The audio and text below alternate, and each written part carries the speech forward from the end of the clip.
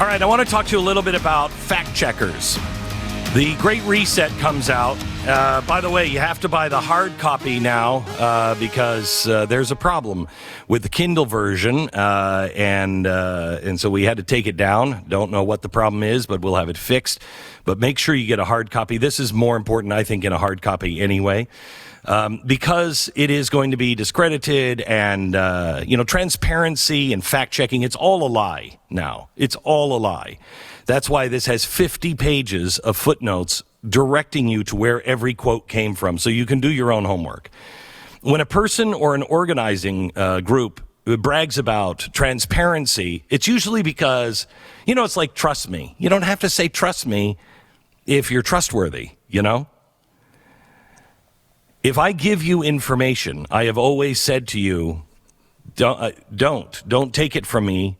Do your own homework. Go out and dive in the research. It only becomes yours once you've worked for it.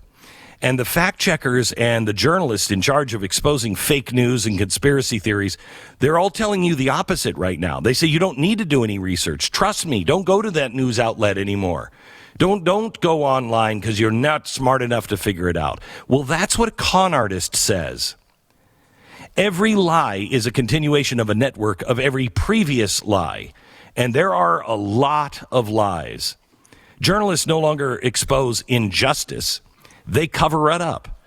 They no longer watch the powerful. They dine with them or sleep with them. Why is it the New York Times has a problem with the Babylon Bee, the satirical news site, but they don't have a problem with Media Matters? Why have the mainstream media outlets lost their fact-checking zeal over the last few years? NPR's Fact Check series hasn't had an update in a while, and nearly every single post is aimed at Donald Trump. If you ask any, journalists and fact-checkers, they blame you. But they'll do it in their typical smug roundabout way. They're not going to come right out and say, because you're a dummy. You'll hear buzzwords like media literacy. Fact checkers and journalists and academics think that fake news is caused by people's lack of media literacy. In other words, the media is just too smart for us, and we should be more media literate. We just have to listen to them more. How's that for blaming the victim? So who are the fact checkers? This is something that you need to pass on to your friends. Who are the fact checkers? Well, most of them are exactly who you would expect them to be. They're like the cartoon version of smug elites who never worked a day in their lives. They're activists, basically, who want you to know that the right-wing news is racist, evil, and nobody should ever pay attention to it and trust them because they're an elite. If you turn on NPR for 5 minutes, they sincerely, with a straight face, call themselves unbiased. And they all have PTSD from, the Capitol riot insurrection apocalyptic massacre. That's just who they are on a personal level. That's who they are. If I had to pick one example of the worst, it would have to be Glenn Kessler. He's the fact checker of the Washington Post. Kessler is the epitome of an arrogant and shady fact checker since he started in his job a decade ago. A study by George Mason University from 2013 mentioned Kessler. The researcher determined that Kessler and his fellow liberal fact checkers had an anti-conservative bias, and that was before Trump came along. Back in 2012, The Atlantic ran an article demanding Kessler be fired for, quote, his shameless lies. The Atlantic, of course, has become a cesspool run by billionaire activists, so, they're no longer shouting out his shameless lies. The Trump years, very good for Kessler. He devoted himself to uncovering every single Trump lie. He even created a database that compiled them, 30,000 Trump lies by the end of Trump's presidency, and he won an award for it from NYU. He wrote a book about it. His own paper even nominated him for a Pulitzer. He's made a lot of money. He gained a lot of prestige. He's impressed a lot of political elites with his pretend journalism. As of 2 weeks ago, he's still fact-checking Donald Trump. Biden? No. Donald Trump? Yes. Now, Kessler has enjoyed much needed downtime during Biden's presidency. I mean, he played a major role in convincing Google to incorporate fact-checking in search results. Think of that as his legacy. So the question that we have to ask as you go in and you start to get the book, The Great Reset, how do you fact-check it? How do you fact-check it? Who do you listen to? Well, you don't take my word for it. You look for the footnotes. It's all in the back, and it goes to original sources. Original sources are so important. Don't take somebody's spin on it. Look at the original source. So why are the media elites so obedient to these leftist causes? What do they get out of it? If you poke around, you get the answer. The big fish are not the fact checkers or even the news outlets. The big fish are the organizations that put their stamp on fake news. Fact checkers, journalists, they're mostly useful because they hide these villainous billionaires and shady nonprofits. Strap in, because we did some research on this. All of them are interconnected, and it's dizzying, especially when you start tracking the money. Listen to this. For starters, who owns the Washington Post? Democracy dies in darkness. My ass. Democracy dies in darkness is a sneaky way of saying we value transparency, so trust us.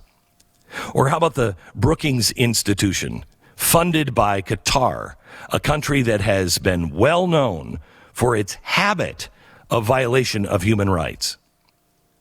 Corruption in the media is not something new. Nearly a century ago, Walter Lippmann, he is the father of modern journalism. He said, at its best, the press is a servant and a guardian of institutions.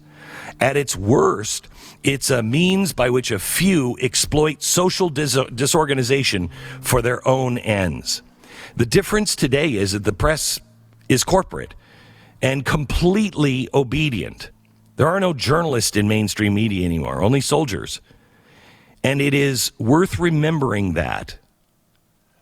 It's worth remembering most of the time, true evil is boring, it's mundane, and that's how it spreads. Let me show you. The most obvious example of this runaway snake eating itself is the Southern Poverty Law Center. You probably know something about the SPLC. We've talked about it a lot. Well, they're still at it. Republican lawmakers have been fairly aggressive in exposing the Southern Poverty Law Center for good reason. They are a radical leftist institution that targets conservatives with the exact level of hate they claim to be fighting. This is the one that has David Barton on, marked as a terrorist. Now, Snopes doesn't agree with what I just said. They fact-checked that claim about Southern Poverty Law Center, a left-wing smear group, and that incites hatred and violence against conservatives. Guess what? The rating from Snopes is false. Also, SPLC uses Snopes for its hate watch headlines. Now, speaking of Snopes, remember last year when we found out the co-founder of Snopes, a fact-checking website, plagiarized dozens of articles about fact-checking. So Snopes also did the fact-checking for Facebook for a couple of years. Nietzsche wrote, "I'm not upset that you lied to me. I'm upset that from now on I can't believe you." Now, that should be the way all thinking people feel about fact-checkers, and especially Snopes at this point. The Gates Foundation has invested a lot of money in media institutions. Bill's a real fan of unbiased journalism, right? A report by the Columbia Journalism Review about Gates' cozy relationship with the world's image makers, end quote. Gates' sudden interest in journalism corresponded to the news that he's been much closer to Jeffrey Epstein than he previously said. Media Matters. Fox News correctly describes Media Matters as an online slime machine. Media Matters has publicly devoted itself to the war against Fox News. It's run by David Brock, basically a human version of a python from the Jungle Book. What was it, Caw? The New York Times still uses Media Matters as a source, and they refer to it as a liberal watchdog group. Now, the Poynter Institute, there's another fact checker. They're a fact-checking network. They let you know we believe in truth and transparency, and it can help people be better informed and equipped to navigate harmful misinformation. And at first glance, Poynter seems believable. But if you check any of the Media Bias website, Poynter rates as nonpartisan and factual, and most people stop there. But if you dig a little deeper, you'll find out that Poynter runs PolitiFact, one of the biggest fact-checking databases online. In 2019, Poynter released a fake news blackout with over 500 fake news websites. They presented that list to advertisers, urging them to stop funding this misinformation. Well, guess how the fact-checkers at Poynter compiled the list? They used all the fact-checking databases that rate Poynter as nonpartisan and factual. More importantly, guess who compiled the list? It was compiled by a podcast producer from the Southern Poverty Law Center. You see how it's all connected? By the way, guess who gives funds to the Poynter Institute? Open Society, funded by George Soros. I'm beginning to think maybe this George Soros guy is up to no good. And if you don't believe me, you can go to politifact.com, which is owned by the Poynter Institute, which is funded by Open Society Foundation, founded by George Soros. They rated that claim false, by the way. Now hop over to Open Society Foundation's website, and there's a ton of research on fact-checking, like this page titled True or False, Fact-Checking Journalism is Booming. Open Society Foundations, which was founded by George Soros and owns the Poynter Institute, which owns PolitiFact.com, concludes that fact-checking is legitimate.